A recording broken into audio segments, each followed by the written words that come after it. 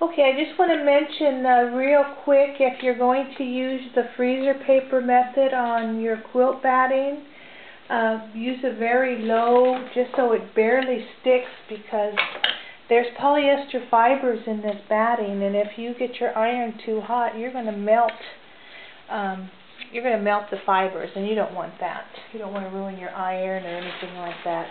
So what I did was I cut out 2 in the fabric, and then I took the same pattern I used, and I put it, and I just ironed it really lightly to my batting. If for some reason it doesn't want to stick, and because there's so many fibers in this batting, so if you can't get it to stick, then just use pins. Just pin it on and cut it out that way.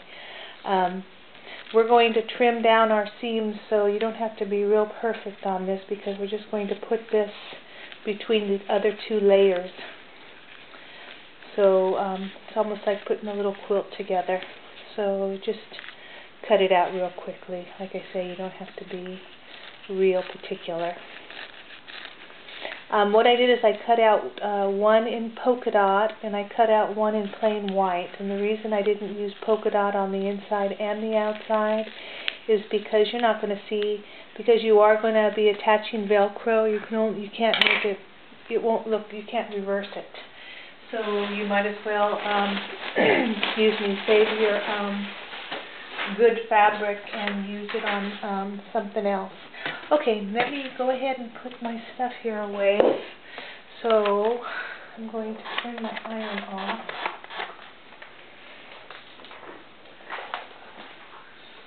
I went to a newer iron, and it's not as hot. It doesn't get near as hot as my Black & Decker. Okay, so let's see where the camera's at. Okay, so there is my double fold white bias tape, which I'm going to edge it in. Here is my 1 piece of white. I'm using a thin seersucker. You could just use anything, it doesn't matter. I'm just using this white because I have so much of it. And then my pink and black polka dot one. Okay, so let's assemble this. So once you, like I said, once you use your pattern on this batting, it won't adhere any longer to fabric, so you might as well just throw it out, because it's not going to work anymore, because you can even see all the little fibers in there. So it's pretty well done. Okay, so this is very thin. I probably could have gone with a thicker, but that's fine. Okay, so white on the bottom. Put on your batting. Any kind of batting. You could even go with a higher loft if it works for you. I'm just, like I said, I'm just using this because it's what I have. Okay, and then now you're going to put on your top. And because batting does have a tendency to shift on you when you're sewing on it, you're going to want to put a lot of pins in here. So get your pins out and start making pins everywhere. Just put them away from your sewing line so they won't get in the way of your sewing. So line everything up.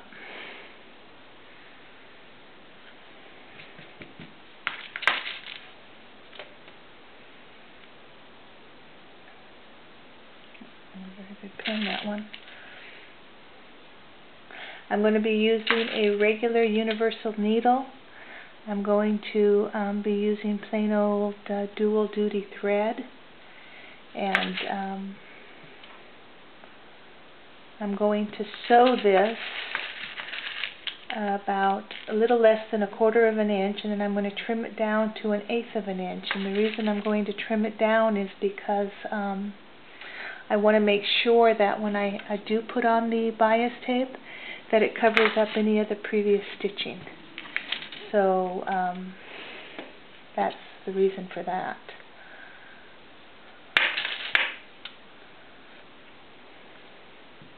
Okay, now here I overcut my I didn't do the same job. I didn't cut my batting as evenly as I've cut the rest of them.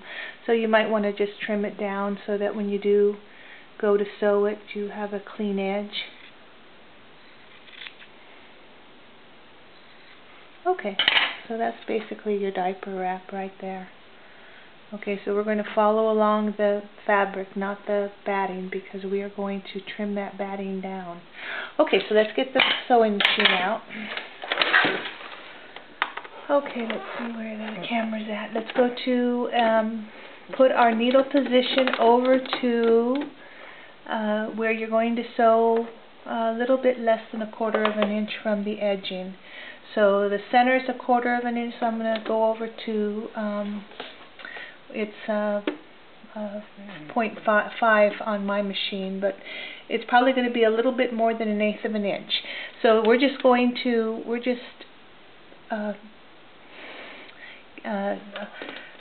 putting these together, not as a real sewing line, but just putting them together so they'll stay together when we do the bias tape. So you can use a basting stitch. I'm going with a 3.5 stitch length, but you can go with whatever you think you want to use. Okay, so follow your fabric. Don't follow the batting. Follow the fabric and go sew all the way around the outside. And like I said, I'm using a basting stitch, so it's going to go pretty fast. Okay, and you've got most of your needles pins out of the way of your sewing line, so you shouldn't be hitting any of your needles. Of your pins.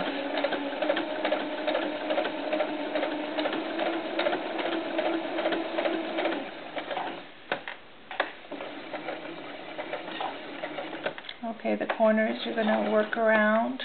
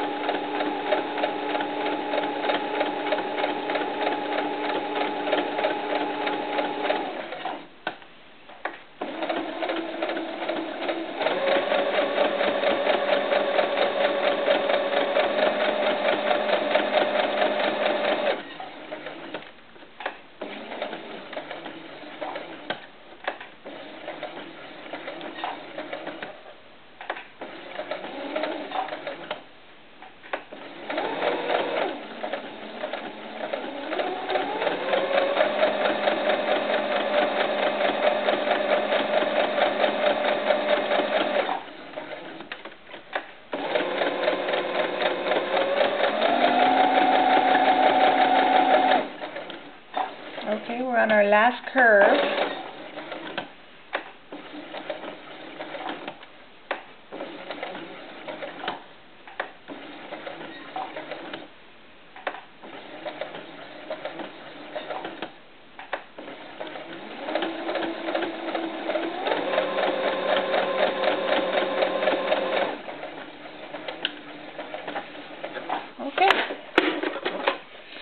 Go ahead and take that out and see what we did. Okay, we can go ahead and remove all our pins at this point, and this is basically all we did was sew the pieces together. That's all that was. We just basted the 3 pieces together.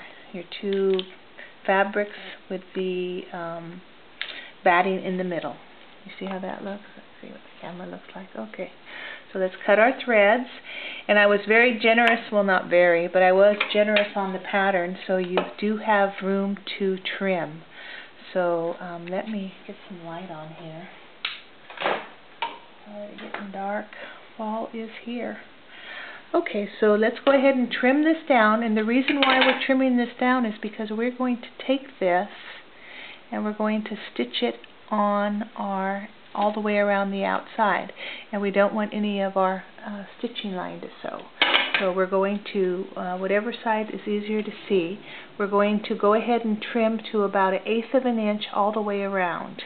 And that will make sure that double fold bias tape will cover those stitches.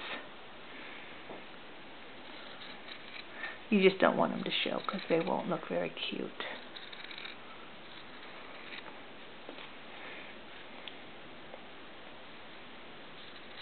But you want to trim it neatly because you're going to put that bias tape right up against your edges. So the neater you cut it out, the better off you'll be when you get to the bias tape.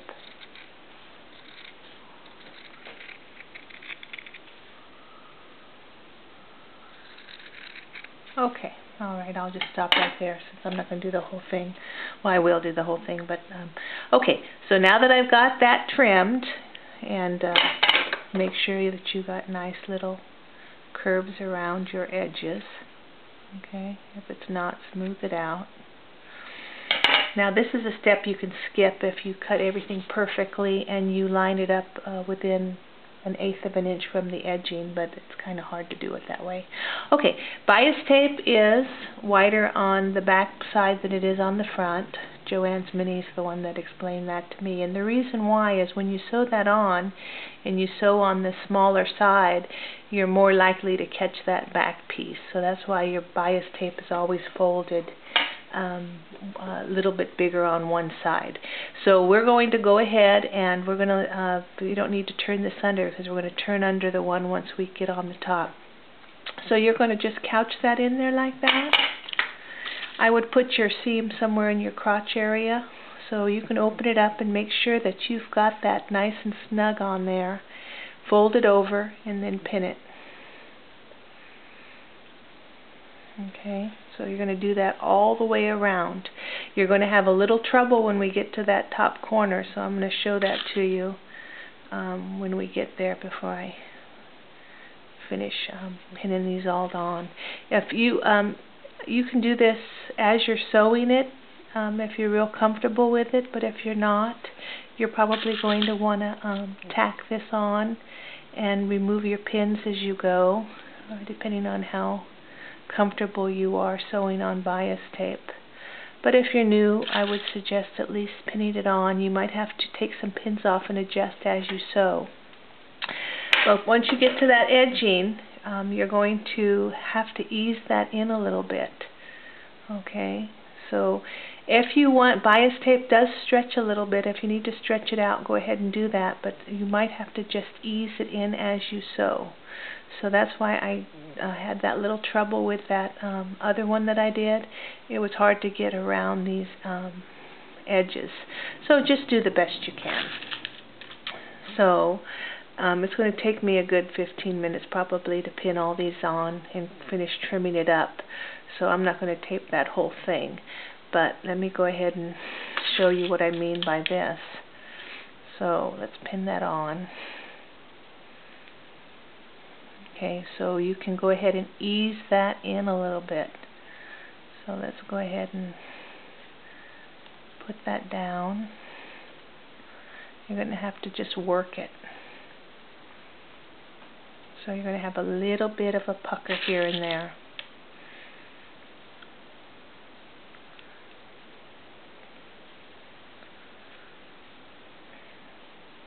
But get it down as smooth as you can. And it should look alright. If you see the one that I have on the baby over there, it looks okay. You can, by the time you get it on the baby, you can't even tell if there's a bad pucker here and there. Yep, that one came out on me. So I'm going to have to fix that.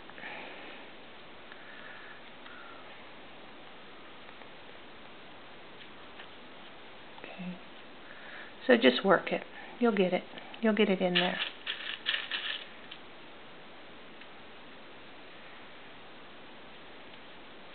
Okay, so then as you sew it, see how that's going to be a little bit of a easing in right here? You're going to have to do that.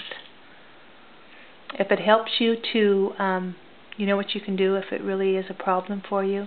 You can whip stitch that around there so you can get rid of all these pins as you sew it. so you don't have that trouble there. But you know, the problem is you don't have to worry too much because you're going to sew your Velcro on top of that anyway. This will be, the Velcro will go on top here, and then as it comes around, and the Velcro is going to cover that anyway. Okay, so I'm going to work on my bias tape. Excuse me. Finish pinning my, I'm going to finish trimming, pin on my bias tape, and then I'll be back.